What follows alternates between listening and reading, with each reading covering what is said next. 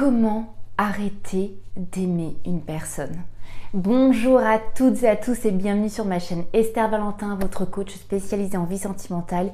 Et aujourd'hui, on va parler d'arrêter d'aimer. C'est-à-dire de laisser s'épuiser les sentiments naturellement.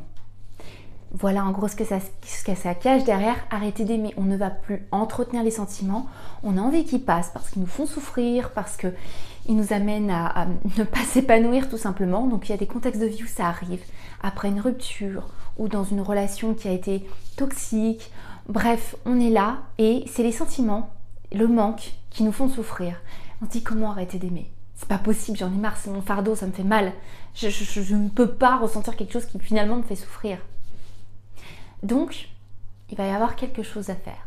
Je vais vous parler de 5 actions qu'on va mettre en place, 5 choses en fait qui vont être à pratiquer pour laisser aller les sentiments parce que je vous rassure, on n'aime pas une personne avec qui on n'entretient rien à vie.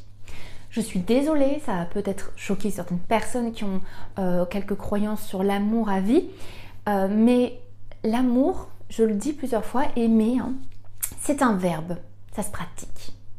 Donc aimer une personne, quand on la côtoie, on va se nourrir et nourrir les sentiments d'échange.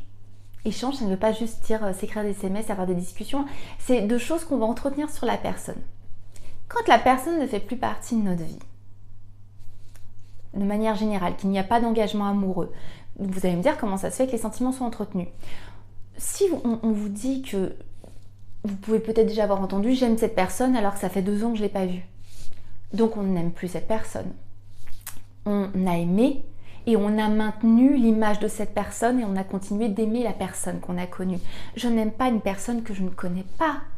Je n'aime pas quelqu'un que je ne côtoie pas. J'ai aimé une image. J'ai aimé une personne à un instant T et j'en entretiens l'idée pour continuer de l'aimer. Si je vous dis ça, c'est déjà pour réaliser. J'aime dans le présent. Mais aimer dans le présent une image passée, c'est déjà qu'on vit dans l'imaginaire. Il faut avoir conscience de ça. Dans tous les cas, je vais vous parler des 5 choses à faire pour arrêter d'aimer. Première chose, vraiment, déjà, ne pas se répéter constamment qu'on veut arrêter d'aimer la personne. Si je vous dis ça, c'est parce que je vais utiliser un exemple que j'utilise souvent. Si je vous dis ne pensez pas au lapin rose, ne pensez pas au lapin rose. Vraiment. Vous pensez quoi? Je vous ai dit le lapin rose dans ma phrase. Vous allez penser à un lapin rose, de manière générale. Si vous dites tout le temps je veux plus l'aimer, votre cerveau ne retient qu'une seule information. C'est important, je dois continuer et entretenir et me souvenir de ça. Aimer lui, aimer elle. Donc, se dire je ne veux plus aimer cette personne, vous ne faites finalement, malheureusement, qu'entretenir tout ça. Le but, ça va être de banaliser cette information pour votre cerveau, qui ne retienne pas que c'est important. Donc, pour banaliser cette info, ça peut être, par exemple, quand on y pense, se répéter « Ok, j'ai encore des sentiments pour cette personne. Et alors ? Je peux vivre avec. Il y a une différence entre avoir des sentiments pour quelqu'un et une nécessité d'être auprès d'elle. Je peux avoir des sentiments sans entretenir la relation. Oui, ça existe. Et alors, c'est là, tant pis. Le fait de banaliser l'information, genre j'ai des sentiments et alors ? Je vis bien là, dans la seconde qui est en train de se passer. Je vis, je respire, je m'alimente, je sais dormir, je sais me tenir debout. À partir de là, on peut avoir des sentiments et être sans la personne. C'est viable. Donc, oui, j'ai des sentiments et alors ? Ce genre de discours banalisant va envoyer le message inverse de « je veux arrêter d'aimer cette personne ».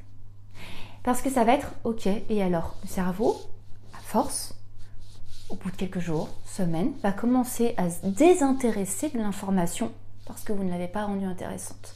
Et va donc laisser couler les pensées et les sentiments qui vont avec. La deuxième chose à faire, ça va être arrêter d'en parler. Parce qu'évidemment, ce que je vous dis, c'est en lien avec le fait de ne pas entretenir parallèlement les pensées sur cette personne. Donc, arrêtez d'en parler tout le temps. de l'inclure dans toutes vos conversations, cette personne que vous souhaitez oublier.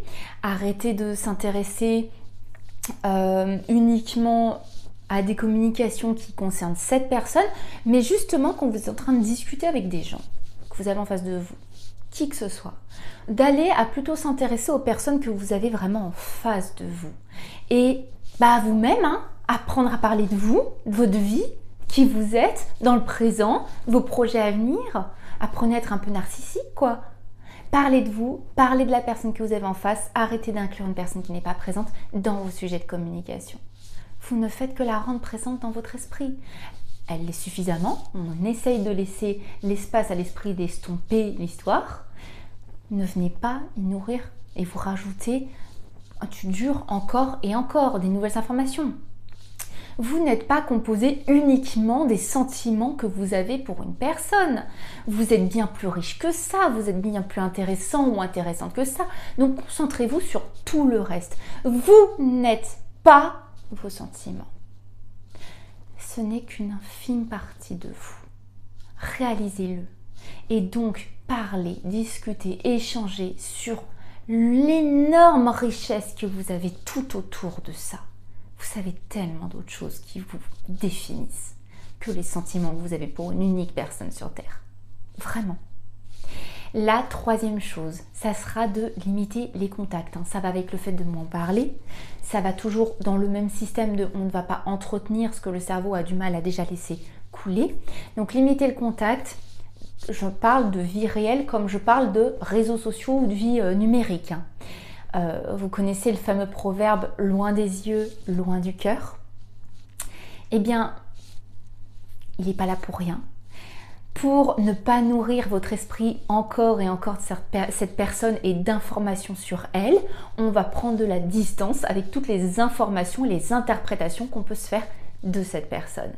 Donc, on va pouvoir également ranger les souvenirs qu'on a avec cette personne pendant un temps, des petits cadeaux, des petites choses qui nous ramènent à elle. On va y ranger dans une boîte, on range la boîte, on la cache. Essayez de vous laisser de l'espace dans votre vie, dans votre temps, sous vos yeux, qui n'est pas en lien avec cette personne pour naturellement, doucement recombler cet espace avec des choses qui font réellement partie de votre vie et que vous voulez continuer d'entretenir. Donc ça va être ne pas entretenir les contacts, ne pas regarder les réseaux de l'autre et donc nourrir des interprétations parce que ce ne serait que des interprétations, ne pas garder tous les souvenirs sous le nez. Et aussi, ça peut être changé, par exemple, de décoration si l'environnement dans lequel vous vivez vous fait penser à cette personne. On va agir un peu de partout. On va agir visuellement, on va agir sur nos pensées, on va agir partout. Dans tous les cas, une pause pour l'esprit ne vous fera que du bien. La quatrième chose, ça va être de faire de nouvelles choses, de nouvelles rencontres. Ça, je ne vous le dirai jamais assez. Un esprit occupé à traiter des nouvelles informations ne peut pas être partout indéfiniment. Non, s'épuiserait trop. C'est impossible de tenir dans le temps. Si je suis trop occupée dans ma vie actuelle, je ne peux pas constamment penser à l'autre personne en même temps. Avec le temps, ça va s'étoffer, mon esprit va devoir choisir. Donc il y a un moment où on va commencer, on va se dire « Ah oui, mais ça marche pas, j'y pense encore ».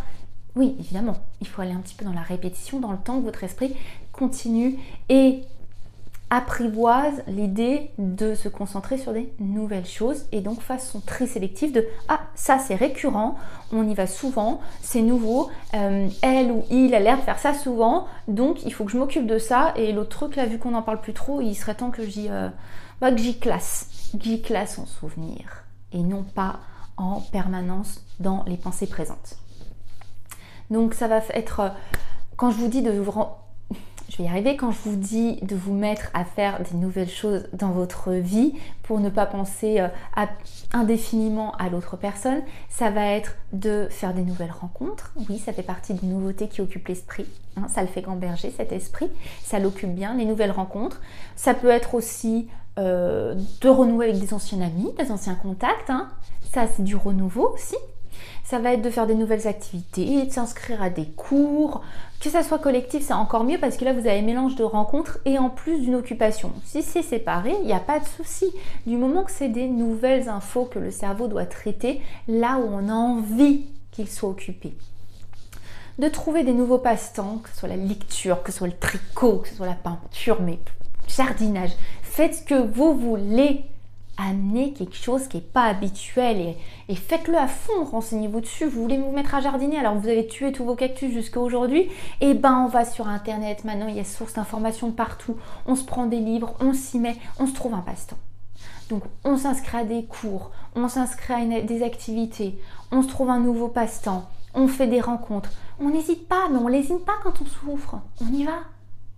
La souffrance, la douleur, le fait d'être derrière cette vidéo, de ne plus vouloir aimer une personne, ça doit être votre moteur à vous dire c'est le moment de me bouger, je n'entretiendrai pas ça. Et la cinquième et dernière chose à faire quand on veut arrêter d'aimer, quand on veut laisser passer les sentiments, ça va être de se fixer des objectifs et de modifier bien finalement sa routine. Ça revient un petit peu avec le point d'avant, mais l'important va être que vous allez occuper de nouveau les pensées de votre esprit avec d'autres choses. Et la routine, c'est important parce que les nouvelles activités, les nouvelles rencontres, vous comprenez qu'on ne peut pas faire ça du matin au soir. C'est important de l'inclure très régulièrement. Mais il y a encore bien plus régulier, votre quotidien qui vous appartient. Donc, prochain objectif par exemple, je me lève tous les matins, un quart d'heure avant, et je vais écrire. Ou je vais faire de la lecture. Où je me lève 30 minutes avant et je vais faire 15 minutes de sport et puis ma petite douche et 5 minutes d'écriture. Ou je me fais une routine du soir. Ou les deux, pourquoi pas? Ça va tout simplement changer mon quotidien, changer les réflexes de votre esprit. Comprenez que c'est dans votre quotidien actuel que votre cerveau a des réflexes d'aller penser à l'autre personne et donc d'entretenir les sentiments.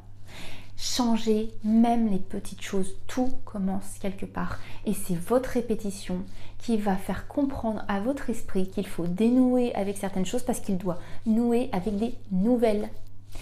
J'espère vraiment que cette vidéo vous a plu et vous aidera, vous accompagnera pour « Ah bah oui, j'ai des sentiments, et alors laissons-les couler, je vais aller m'occuper d'autre chose. » J'espère que vous adopterez cette attitude, même si ça vous semble pas naturel, même si c'est dur au début. Tout ce qui est difficile au début devient ensuite habituel et simple à réaliser. Il faut juste commencer. N'hésitez pas à liker cette vidéo si elle vous a plu, mettre un petit commentaire. Si vous en avez envie, j'essaye d'y répondre au maximum. Et puis vous le savez très bien de mon côté, je ne vous lâche pas car je vous retrouve très vite dans une prochaine vidéo. Bye bye.